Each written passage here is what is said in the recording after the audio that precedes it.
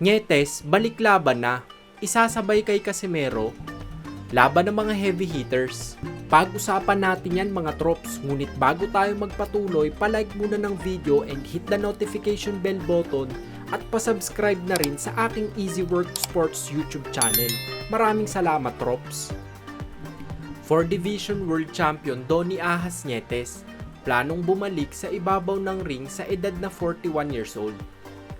Ang huling laban ni Nietes ay noon pang 2022 at ito ay kontra sa pambato ng Japan na si Kazuto Aoka. Natalo si Ahas via unanimous decision, ngunit ito ay isang controversial win para kay Aoka. Kahit inactive sa paglaban ay kumpiyansa pa rin si Nietes na kaya pa rin niyang lumaban at gawin ang mga dati niyang galawan. Sa ngayon ay nagtitraining at nagpapapawis lang siya under sa pangangalaga ng Japan-based Filipino trainer na si Ray Orais sa Burning Heart Gym sa bansang Japan. Nasabi rin ni Ahas na baka bigyan siya ng tune-up fight ng Treasure Boxing Promotion at doon ay makakuha ng mga promoters na magkaka-interes sa kanya. Dagdag pa niya ay naipakilala na rin siya ni Orais sa iba pang mga Japanese boxing promoters.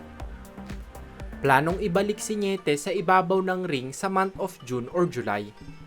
Nasabi na ng head coach / brother ni Cuadro Alas Janriel Casimero na si Jason Casimero aka Kuya Lods na sa buwan ng June or July gaganapin ang laban ng kanyang kapatid.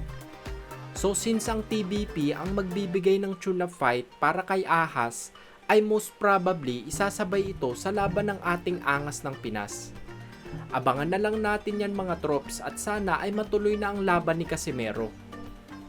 Sa kabilang banda naman po ay naibalita ng ESPN insider Mike Coppinger na malapit nang ma-finalize ang negosasyon sa pagitan ng former heavyweight champion Deontay Wilder kontra sa Chinese heavyweight top contender na si Zhilei Zhang. Ang laban ay planong ganapin sa June 1 at ito ang magiging co-main event sa undisputed title clash ng dalawang kampiyon sa light heavyweight division na sina WBO, IBF, and WBC light heavyweight champion Artur Beterbiev at WBA light heavyweight champion Dmitry Bivol.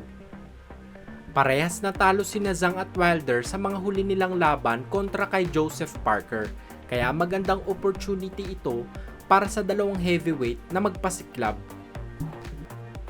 Sila Zhang at Wilder ang itinuturing na heavy hitters sa heavyweight division. Kahit natalo si Zhang kontra Parker, ay nagawa nitong pabagsakin si Parker ng 2 beses sa round 3 at round 8.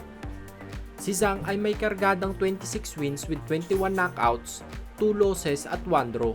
Samantalang si Wilder ay may kasalukuyang kargadang 43 wins with 42 knockouts, 3 losses at 1 draw.